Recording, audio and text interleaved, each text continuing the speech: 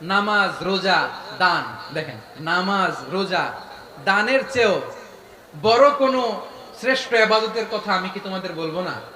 সাহাবারা তো অবাক, বলে কি নামাজের চেয়ে বড় ইবাদত, রোজার চেয়ে বড়, দান করার চেয়ে বড় ইবাদত? সাহাবীরা বললেন, বালা ইয়া রাসূলুল্লাহ, নবী বলেন। বিশ্বনবী বললেন, নামাজের চেয়েও বড়, রোজার চেয়েও বড়, যাকাতের চেয়েও বড়, সাদাকার চেয়েও বড় একটা ইবাদত আছে, আমি কি তোমাদের বলবো না? সাহাবারা বললেন, ইয়া রাসূলুল্লাহ, বালা, অবশ্যই বলবেন, সেটা কি? বিশ্বনবী বললেন, ইসলাহু যাতিল বাইন। দুইজন যখন ঝগড়া লেগেছে, তোমার দুই ভাই যখন ঝগড়া লেগেছে, এই দুইজনের মধ্যে বিরোধ মিটিয়ে মীমাংসা করে দেয়া হচ্ছে সবচাইতে সেরা কাজ। দুইজন ঝগড়া লাগছে, ইসলাহু যাতিল বাইন, দুইজনের মধ্যে মিলিয়ে দেয়া, এটা নামাজ, রোজা, সাদাকার চেয়ে বেশি সওয়াব। সুবহানাল্লাহ, এত আসতে, হ্যাঁ? ওয়াত্তাকুল্লাহ ওয়া আসলিহু যাতা বাইনিকুম, সূরা আনফাল। আল্লাহ বলেন, আল্লাহরে ভয় করো, ঝগড়া লাগলে মজা নিও না। ওয়াত্তাকুল্লাহ, আল্লাহরে ভয় করো, ফাসলিহু যাতা বাইনিকুম, মিলিয়ে দিও। তাহলে আমরা মিলায়ে দিব, রাজি আছেন তো? তাহলে আমরা এক উম্মাহ, এক উৎস থেকে এসেছি, এক দেহ, এক প্রাণ। আমাদের সম্পর্ক বড় মজবুত, সীসাডালা প্রাচীরের মতো, কেউ টলাতে পারে না, কেউ ভাঙতে পারে না, ঠিক কি না? আবার আমাদের সম্পর্ক হলো ভাই ভাই।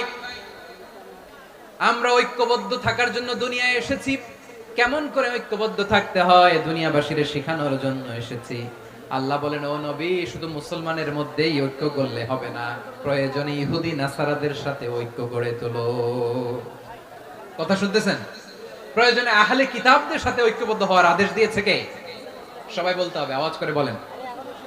আহলে কিতাব, ইহুদি নাসারাদের সাথেও প্রয়োজনে ঐক্যবদ্ধ হওয়ার ঘোষণা দিয়েছে কে?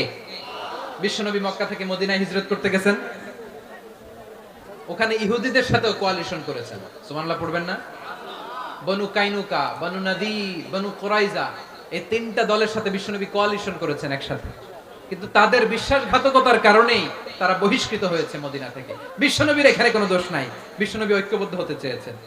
আল্লাহ তাআলা নবীরে বললেন, নবী তুমি তাদেরকে বলো, ও আহলে কিতাবের ভাইয়েরা, ইহুদি নাসারারা, এসো এসো এসো, আমরা এমন একটা বিশ্বাসের প্রশ্নে একত্রিত হই, যে বিশ্বাস তোমাদের নবীরাও প্রচার করেছে, যে বিশ্বাস আমিও প্রচার করি, যে বিশ্বাসের কথা তোমাদের পবিত্র ধর্মগ্রন্থগুলোতে রয়েছে, আবার যে বিশ্বাসের কথা আমার কোরআনের মধ্যেও রয়েছে, আসলে ওই কথায় আমরা একত্রিত হই। সুবহানাল্লাহ।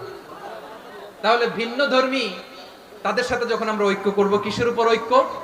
একটা কমন ফেইথ, একটা মৌলিক বিশ্বাসের উপর ঐক্য।